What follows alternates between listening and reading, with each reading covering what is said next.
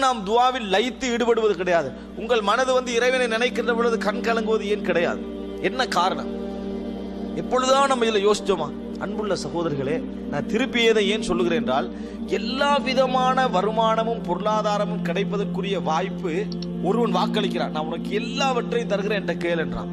இப்படி ஒரு வழி எங்களுக்கு இருக்குது. இதை விட்டு விட்டு வழி இல்லையே நம்ம வேறொரு பகுதியில் தேடுறோம்னா நம்பிக்கை இல்லைன்னு அர்த்தம். நமது மனதில் ஆழ்மன நம்பிக்கை இல்லைன்னு அர்த்தம். இந்த பிரச்சனைகளை யோசிக்க வேண்டும் என்பதற்காகத்தான் முக்கியமான 4 விஷயங்களை நான் உங்களிடத்தில் சொல்கிறேன். முதல் அம்சம் சகோதரர்களே, நிறைய பேருக்கு ஏன் கேட்க வேண்டும் என்று தெரியாது. அல்லது மறுபடி சொல்வதாக இருந்தால், தெரிந்தவனிடத்தில் ஏன் திருப்பி சொல்ல வேண்டும்? நம்ம துவா கேட்கக்குள்ளே நம்ம மனசுல என்ன வரும் தெரியுமா? அல்லாஹ்வுக்கு தான் எல்லாமே தெரியுமே. என்னை விட எனது பிரச்சனை யாருக்கு தெரியும்? அல்லாஹ்வுக்கு தெரியும். அதனால துவா கேட்கிறவங்க கூட என்ன செய்வாங்கடா, யா அல்லாஹ் என்ன பிரச்சனை உனக்கு தெரியும், அதை என்ன செய், நிறைவேற்றி வை, முடிஞ்சது. இப்படி என்ன செய்யறாங்க? அவங்களுக்கு இதை ஏன் கேட்க வேண்டும் என்று தெரியாமல் இருக்கு. ஏன் நாம் பிரார்த்திக்கிறோம் என்பது தெரியாமல் இருக்கிறது. சூஃபியாக்களுடைய ஒரு கவிதை வரிகளில் ஒன்றுதான், ஹஸ்பி மின் சுஆலி இல்முஹு பிஹாலி. என்னை பற்றி இறைவன் முழுமையாக அறிந்திருப்பது நான் அவனிடத்தில் கேட்பதற்கு போதுமானது. என்ன கேட்க தேவையான அவசியம் இல்லை. அவன் என்னை பத்தி விளங்கி வச்சுக்கிறான். அதனால துவாவை என்ன செய்ய வேண்டிய அவசியம் இல்லை, கேட்க வேண்டிய அவசியம் இல்லை. அப்படியே என்ன செய்யறாங்க சூஃபியாக்கள்? ஒரு வசனம் சொல்வதை பார்க்கிறோம். அப்ப ஒன்றை புரிந்து கொள்ளுங்கள் சகோதரர்களே, பிரார்த்தனை ஏன் பிரார்த்திக்க வேண்டும்?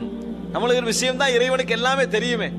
நீங்க ஒரு பிரச்சனைக்காக இறைவனுக்கு முன்னால 2 ரக்காத் தொழுது என்ன செய்றீங்க, கையேந்துறீங்க. அப்ப இறைவனுக்கு எல்லா பிரச்சனையும் தெரியுமா இல்லையா? ஏன் சொல்ல வேண்டும் அப்படின்னு நினைக்கிறார்கள். ஏன் சொல்ல வேண்டும் நினைக்கிறார்கள். இதுதான் நிறைய பேர் அந்த துவா விஷயத்தில் ஈடுபடாமல் இருப்பதற்கான, அல்லது கொஞ்சமாக ஈடுபட்டு விட்டு போவதற்கான காரணம். அன்புள்ள சகோதரர்களே, இறைவன் பிரார்த்தியுங்கள் என்று சொல்கிறான் என்றால் ஏன் சொல்கிறான் தெரியுமா? உங்களது பிரச்சனை உங்களை விட இறைவனுக்கு தெரியும். உங்களை விட நீங்கள் எப்படி அதற்கு வீரியம் கொடுத்திருக்கிறீர்களோ அந்த வீரியம் சரியானதா? ஏன்னா ஒவ்வொருவரும் சின்ன பிரச்சனைக்கு பெரிய வீரியம் கொடுப்பான், பெரிய பிரச்சனைக்கு சின்ன வீரியம் கொடுப்பார், அந்த பவர். ஆனால் இறைவனுக்கு தெரியும் அதனுடைய அளவு என்ன. நீங்க என்ன எதற்காக வேண்டி நிற்கிறீர்கள், நீங்க ஒரு தீர்வை இறைவன் சொல்லுவீங்க, அதை விட பொருத்தமான தீர்வு என்ன என்பது யாருக்கு தெரியும்? இறைவனுக்கு தெரியும். அப்படி இருந்து இறைவன் துவா கேளுங்க என்று சொல்றான். ஏன் தெரியுமா? கேட்கணும் என்பதில் தான் நீங்கள் அடிமை என்பதை நிரூபிக்கிறீர்கள். கேட்பதில் தான் நீங்கள் அடிமை. கேட்காவிட்டால் நீங்கள் அடிமை அல்ல. வாய் மொழிந்து சொன்னால் தான் நீங்கள் அடிமை. உங்களோட பிரச்சனை தெரிந்திருந்தாலும் நீங்கள் சொன்னால்தான் நீங்கள் இறைவனிடத்தில் அடிமை என்பதை சொல்கிறீர்கள். இறைவன் அதை அடியார்களிடம் என்று எதிர்பார்க்கிறான். நீ அடிமை இடத்தை நிரூபி. என்ன, நான் உன்னை வணங்குகிறேன் என்பதை நிரூபி. சாதாரணமா உங்களோட உதாரணமே சொல்றேனே, நம்ம வெளிநாட்டில் உழைக்கிறோம் என்பதற்காக என்ன செய்வாங்க, பெரிய அளவில் உழைக்கிறாங்க நம்பி மக்கள் என்ன செய்வார்கள், நாட்டுக்கு போனா உதவி கேட்டு வருவார்கள். அப்போ உங்களோட உறவினர் உங்களிடத்துல உதவி கேட்டு வராருன்னு வைங்களேன், அவங்களுக்கு தெரியும் இந்த பிரச்சனைக்கு தான் வராரு, வளமையா இதுக்கு தான் வருவாருன்னு உங்களுக்கு தெரியுது. ஒரு பிரச்சனைக்காக உங்களோட வீட்டுக்கு வராரு, இருக்கிறாரு. நீங்க டீ வைக்கிறீங்க, பேசுறீங்க, சுகம் விசாரிக்கிறீங்க, எல்லாம் செய்றீங்க. அவரும் சிரிச்சுட்டு ஒரு 10 நிமிடம் இருக்கிறார் வெயிட் பண்ணி. நீங்களும் 10 நிமிடம் வெயிட் பண்ணி இருக்கிறீங்க. அப்ப போயிட்டு வரவான்னு கேட்கிறாரு. போயிட்டு வாங்கன்றீங்க. போயிட்டாரு. அவர் போய் வெளியே சொல்றாரு, எப்படி நான் எதுக்கு வந்தேன்னு அவருக்கு தெரியுது, ஆனாலும் என்ன செய்யறாரு, செய்யலையே. நீங்க என்ன சொல்லுவீங்க? அவனுக்கு கொடுக்கவும் வேணும், வாயை திறந்து என்ன செய்யலாது, கேட்கவும் இயலாது, திமிரு. சொன்னா என்ன, நான் கொடுக்காம வைக்க போறேன் அப்படின்னு நம்ம சொல்லுவோம். அற்பமான மனிதனுக்குள்ள பெருமை பாத்தீங்களா? அவன் இதுக்கு தான் வந்தான்னு தெரியுது, ஆனா வாயை திறந்து சொல்ல வேண்டும் எதிர்பார்ப்போம். ஒவ்வொரு முதலாளியும் எதிர்பார்ப்பது தான், இவனுக்கு சம்பளம் கூட்டி கொடுக்க வேண்டும், இவன் இப்ப சரியான ரேட்ல 2 வருஷம் வேலை செஞ்சுட்டான், இவனுக்கு 500 கூடணும். ஆனா கேட்காட்டி என்ன செய்வான், அப்படியே இருக்கு. அவன் வாயை திறந்து கேட்டால் தான், அவனுக்கு தெரியாமல இல்ல, தெரியும், கேட்டால் தான் அதை என்ன செய்யும், சரி அப்படின்னு இது விழும். அது உலகத்துல ஒரு இயல்பு. அற்பமான மனிதனுடைய எதிர்பார்ப்பை பாத்தீங்களா? அவன் அதுக்கு தகுதியே இல்லை அந்த எதிர்பார்ப்புக்கு, ஆனா அவன் அப்படி எதிர்பார்க்கிறான். அப்படியாக இருந்தால் ரப்புல் ஆலமீன் பெருமைக்கு உரியவன். அல்லாஹு தஆலா என்னது, பெருமைக்கு உரியவன். அல்லாஹு தஆலா பெருமையை விரும்புகிறான். காரணம் என்ன? அவன் சிறுமை இல்லாதவன். இந்த உலகத்துல எவராக இருந்தாலும் என்ன, அவன்கிட்ட சிறுமை இருக்குது. என்னதான் பெருமை அடிச்சிட்டாலும் சிறுமை என்ற ஒரு பகுதி இருக்குது, பலகீனம் இருக்குது. பலகீனமே இல்லாதவன் யாரு? அல்லாஹ். அல்லாஹு அக்பர். கிபிர் என்ற சொல்லி தான் அக்பர் என்று சொல்றோம். லஹுல் கிபிரியா, பெருமையானுக்கு இறைவன். அவன் பெருமையை நிறைய விரும்பக்கூடியவன். அதை புரிஞ்சுக்கோங்க. இறைவன் பெருமைப்படுத்துவதை விரும்பக்கூடியவன். உங்கள் பெருமை அவனை சந்தோஷப்படுத்த அப்படியெல்லாம் அர்த்தம் அல்ல. நீங்க அடிமை என்பதை நிரூபிக்கணும், அவ்வளவுதான். இறைவன் அதனால்தான் தனது அடியார்கள்ல வந்து ஒவ்வொருத்தருக்கும் நபி என்று பட்டம் கொடுத்திருப்பான், ரசூல் என்று பட்டம் கொடுத்திருப்பான், வலி என்று பட்டம் கொடுத்திருப்பான். அதுல உச்சகட்ட பட்டம் என்ன தெரியுமா? அப்து, அடிமை.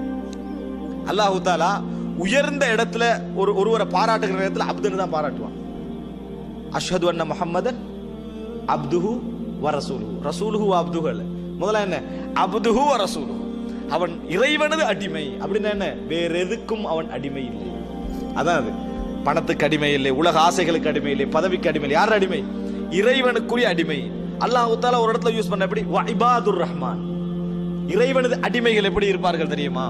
இறைவனது அடிமைகள் எப்படி இருப்பார்கள் தெரியுமா? அதே போல சுப்ஹானல்லதி அஸ்ரா பி அப்திஹி லைலம் மினல் மஸ்ஜிதில் ஹராம். அல்லாஹ் தஆலா இஸ்ரா, மக்காவிலிருந்து ஹரத்துக்கு அழைத்து சென்ற, இந்த பைத்துல் மக்திஸுக்கு அழைத்து சென்றானே, அதை சொல்ற நேரத்தில் முகமது என்று சொல்லாம, நபி என்று சொல்லாம, சுப்ஹானல்லதி அஸ்ரா பி அப்திஹி, தனது அடியானை அழைத்து சென்ற. திக்ரு ரஹ்மத்தி ரப்பிக அப்தஹு ஜக்கரியா, தனது அடிமை ஜக்கரியாவுக்கு அல்லாஹ் தஆலா செய்த ரஹ்மத்தை ஞாபகப்படுத்துதல். அப்து எங்க யூஸ் பண்றா? உயர்ந்த கட்ட இறக்கமானதுக்கு. அதனால புரிஞ்சுக்கங்க, இறைவனுக்கு மிக விருப்பமானது நீங்கள் அடிமையாகுவது. நீங்கள் எந்த அளவுக்கு இறைவனிடத்தில் சொல்கிறீர்களோ அந்த அளவுக்கு அடிமைன்னு அர்த்தம்.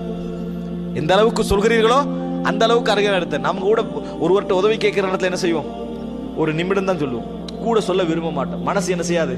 விடாது. நம்ம அடிமையா அவனுக்கு அப்படின்னு நினைப்போம். இதை இறைவன்ட்ட என்ன செய்யக்கூடாது? செய்யக்கூடாது. இறைவன்ட்ட அடிமை சொல்லிக்கண்டே இருங்க, நான் அடிமையா அல்லாஹ். ஆனா பணக்காரனுக்கும் வசதி படைத்தவனுக்கும் உள்ள அளவுகோல் அல்ல இறைவனுக்கு. அவன்கிட்ட நீங்க அடிமை. அதனால கெஞ்சுங்க. இறைவனுக்கு முன்னால நீங்கள் துல் கீழ்ப்படிய போகணும். அதாவது ஒண்ணு, அது கௌரவமே உங்களுக்கு இல்லை அப்படின்னு நினைக்கணும். தமிழ் வார்த்தை நீ தமிழ்ல சொல்ல போறீங்களா, துவா கேட்க போறீங்களா, அதெல்லாம் வந்து ஒழுங்கா வரணும்ன்றதே இல்லை. நீங்கள் எப்படியெல்லாம் உங்களோட மனசு சொல்லுதோ அப்படியெல்லாம் கேளுங்க.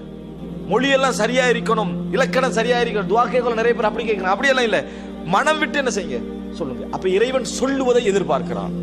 அதனாலதான் துவா கேட்கணும். முதலா புரிஞ்சுதா? எதற்காக பிரார்த்திக்கிறோம்? அவன் சொல்லணும்னு எதிர்பார்க்கிறான். நம்ம வெளிப்படையா பேசணும்னு எதிர்பார்க்கிறான். நீ அடிமையிடத்தை நிரூபிக்கணும்னு எதிர்பார்க்கிறான்.